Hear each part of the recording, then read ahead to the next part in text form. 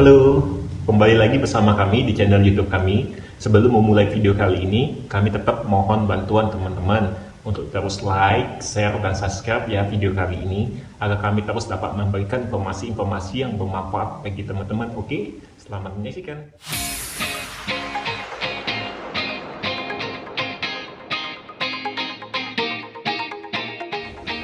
Pada kesempatan kali ini, saya ingin membahas mengenai materi yang saya bawakan pada webinar Asosiasi Dietitian Indonesia DPD Sumatera Selatan pada tanggal 27 Juni 2020 kemarin. Mungkin sebagian teman-teman sudah menyimak materi yang saya bawakan dan sebagian lagi belum. Untuk teman-teman yang belum menyimak, jangan khawatir dapat mengikuti materi tersebut melalui video kali ini. Oke, semoga bermanfaat.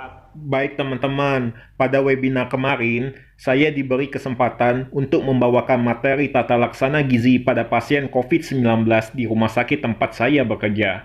Sebelumnya, saya ada pertanyaan, kenapa asuhan gizi diperlukan dalam pelayanan gizi pada pasien COVID-19? Berdasarkan dengan yang saya baca, ada dua alasan nih kenapa asuhan gizi dibutuhkan pada pasien COVID-19. Alasan yang pertama, berdasarkan beberapa jurnal yang saya baca tentang hubungan antara perubahan asupan makanan terhadap lama rawat yang dilakukan di berbagai rumah sakit di Indonesia, menunjukkan tidak ada hubungan signifikan antara perubahan asupan makanan terhadap lama rawat, yang artinya ahli gizi yang memperbaiki asupan makanan pasien tidak memberikan dampak signifikan terhadap lama rawat pasien. Tapi jangan berkecil hati dulu teman-teman. Dalam jurnal tersebut pula menunjukkan pasien dengan status gizi baik memiliki lama rawat yang lebih singkat. Disinilah peran seorang ahli gizi untuk mempertahankan dan memperbaiki status gizi pasien. Alasan kedua, faktanya sampai saat ini vaksin COVID-19 belum ditemukan, yang artinya hanya sistem kekebalan tubuh atau imunlah yang dapat melawan COVID-19. Salah satu yang mempengaruhi sistem imun kita adalah kualitas apa yang kita makan atau gizi. Disinilah peran teman-teman untuk memberikan makanan yang tepat sesuai dengan kondisi pasien. Oke, selanjutnya kita masuk pada diet pada pasien COVID-19.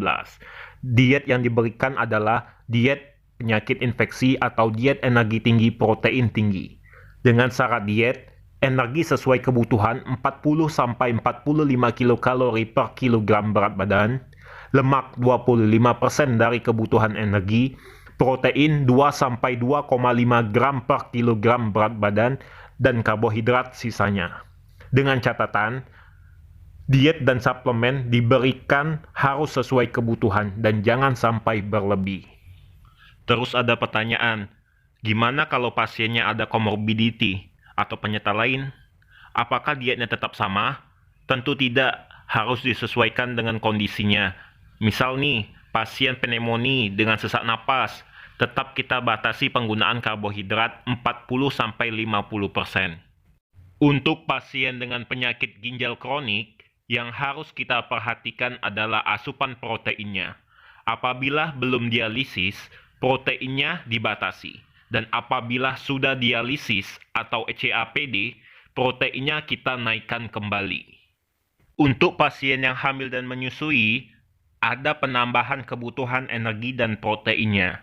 Untuk pasien diabetes, kita perhatikan asupan energi dan karbohidratnya, dan pasien hipertensi, kita perhatikan asupan natriumnya. Selain zat gizi makro tadi, ada juga gizi mikro yang diperlukan oleh pasien COVID-19, yaitu vitamin A, vitamin C, vitamin E, zinc, dan selenium. Zat gizi mikro tersebut berkaitan langsung dengan sistem kekebalan tubuh. Dari kebutuhan zat gizi yang kita bahas tadi, hampir semuanya meningkat dari kebutuhan normal. Terus, apakah bisa dengan mudah kita berikan? Tentu tidak. Ada hambatan dalam pemberian makanannya.